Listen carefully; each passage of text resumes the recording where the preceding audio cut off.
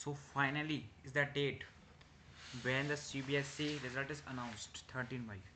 भाई सच बता रहा हूँ, उन्होंने दिमाग की जहाँ बजा रखी थी भाई कि 7 मई को रिजल्ट आएगा, 1 मई को आएगा, कभी 2 मई को आएगा, कभी 3 मई को आएगा, और फाइनली अब रिजल्ट आया भाई।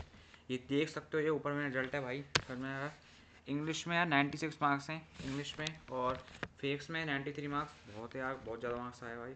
केमिस्ट्री में 97 मार्क्स हैं, बायोलॉजी में यार 91 मार्क्स हैं, और फिजिकल एजुकेशन में 94 मार्क्स हैं। सब में A1 ग्रेड थी यार, ठीक है, ये वाली बात है और पता है। लेकिन ये समझ में नहीं आ रहा है, work experience, health and physical education, इनके मार्क्स कब हो गए यार, और जनरल स्टडीज़। और इसमें मुझे A2 दिया है भाई हेल्थ में। भाई पता नहीं हेल्थ यार, पता नहीं हेल्थ में A2 दे रहे हैं या किसी को भी दे रहे हैं भाई, कुछ भी दे हो रहा है। लेकिन चलो देखते हैं कैसे रिजल्ट आया। लेकिन मेरी जो परसेंट आई है 94.2 आई है, जो साइंस के हिसाब से भाई बहुत ज़्यादा है। अगर तुम साइंस में देखोगे, कॉमर्स में और आर्ट्स में ज़्यादा जाती है 12th की, क्योंकि वो तो भाई, क्योंकि वहाँ पे तो पूरा रटने वाले सब्जेक्ट होते हैं। यहाँ पे भी एनालाइज करने वाले फिजिक्स। भाई पेपर क्या आया था फिजिक्स का, अजीब से क्वेश्चन, फिर मैं करे आया भाई, कुछ भी लिखे आया मैं तो। छोड़ के मत आना भाई, जब भी आप आगे मैं ये एडवांस दे रहा हूँ, छोड़ के मत आना, कुछ भी लिखे आना, लेकिन छोड़ के मत आना। और वहीं देखें यार कि यार कितने परसेंट कैसे आए, क्या स्ट्रेटेजी लिया है साहब की, कैसी स्ट्रेटेजी रहे। तो स्ट्रेटेजी तो भाई ये है कि तुम इंग्लिश तो भैया पढ़ना डीगर सर से, तो बता रहा हूँ। डीगर सर ने जो वीडियो बना के समझ के, उसमें तुम पढ़ लेना। तो तुम कितनी भी एनसीईआरटी पढ़ लो, तुम्हारे माइंड में जाएगी नहीं। शब्द एनसीईआरटी जा नहीं सकते भाई, वो इतने मतलब कॉम्प्लेक्स शब्द रखे हैं इस केस में, तुम समझ नहीं सकते।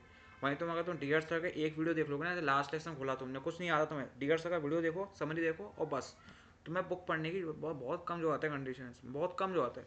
बस तुम बस कोई बुक वाले क्वेश्चन आ नहीं रहे, वो माइंड की थिंकिंग देख रहा है कि माइंड की थिंकिंग कितनी है, और वही क्वेश्चन वो आ रहे हैं। वहीं यार फिजिक्स, केमिस्ट्री, बायोलॉजी में तो मैं बताऊँ, फिजिक्स में फॉर्मूले रटने से नहीं होगा अब की बार।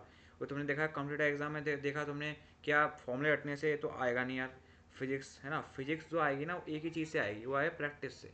जितने सवाल लगा लो फिजिक्स में, PYQ लगा लो, है ना, कोई भी PYQ लगा लो, उसके इसमें फिजिक्स आ जाएगी। वहीं केमिस्ट्री बायोलॉजी में पूरी NCERT पढ़ के जाना भाई, केमिस्ट्री बायोलॉजी में।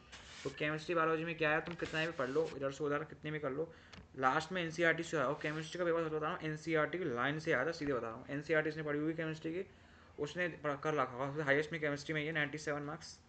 और सच बताना, NCERT पढ़ के गया था। NCERT के भैया बहुत कर्रे वाले नोट्स बनाए थे, वो भैया अपने पास पढ़ के गया था, NCERT पढ़ के गया था। क्वेश्चन भी किए, लेकिन आपके देखो, आपने देखा होगा कि आपके जो पेपर आया था उसमें थ्योरी वाले क्वेश्चन ज़्यादा आए थे, ऑर्गेनिक के क्वेश्चन ज़्यादा आए, तो बहुत तगड़े पढ़नी पड़ेगी, केमिस्ट्री रटनी पड़ेगी, रिएक्शंस को। और बायोलॉजी में तो कहीं भी चले जाओ, NCERT पढ़नी पड़ती है लास्ट में, तुमको पता है। तो बायोलॉजी में NCERT होती है, वही पढ़नी पड़ती है तुम्हें, तो वो NCERT पढ़ लेना, ठीक है, ये वाली बात है।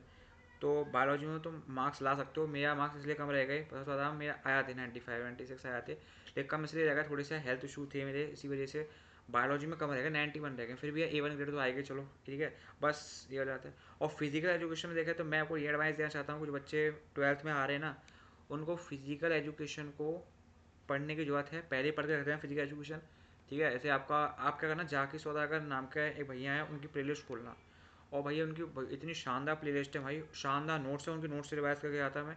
और भैया 94 नंबर है मेरे, ठीक है, बहुत सही है। 94 नंबर आए, उसमें से वो 5 MCQ गलत हो गए थे, मैं 5-6 MCQ गलत हो गए थे उसमें, MCQ तो कर नहीं सकते, लेकिन भैया नोट्स से आया पूरा पेपर, ठीक है। जाके सौदागर भैया के नोट्स कर लेना, उनके कोर्स, उनके जो प्लेलिस्ट उनको देख लेना, देख जाना, क्योंकि वही यार बहुत पहले पढ़ा देते हैं, पूरा पढ़ा देते हैं फिजिकल एजुकेशन, पूरा समझ में भी आती है, मीम्स के थ्रू भाई सब समझ में आएगी फिजिकल एजुकेशन, बहुत ही अच्छी बात समझ में आएगी। वहीं तो मैं बात करें प्रैक्टिकल्स की, तो प्रैक्टिकल्स क्या टेंशन मत लेना बिल्कुल भी, प्रैक्टिकल्स में ये वाली बात है, सबको नंबर भेजे जाते हैं। अगर तुम स्टूडेंट ब्राइट हो ना, तभी नंबर भेजाएंगे, और तुम वैसे स्टूडेंट हो या मस्ती कर रहे हैं, तो यार नंबर आने की संभावना कम है। लेकिन अगर तुम पहले से 10th में अच्छा रिजल्ट तुमने किया है, और तुम्हें तो रिजल्ट तो आपकी संभावना ज़्यादा है इस केस में कि आपके संभावना रिजल्ट आने की संभावना ज़्यादा हो जाएगी। वहीं अगर आप राइट स्टूडेंट नहीं हो, तो आपका प्रैक्टिकल्स में क्या होता है, कम मार्क्स दे देते हैं, वो 29 देते हैं, 28 देते हैं, मैक्सिमम 28 29 ही भेजते हैं। उससे कम पॉसिबिलिटी नहीं होगी, उससे कम भेजा जाए, उससे कम भेजा जाए वाली बात है अपने पास।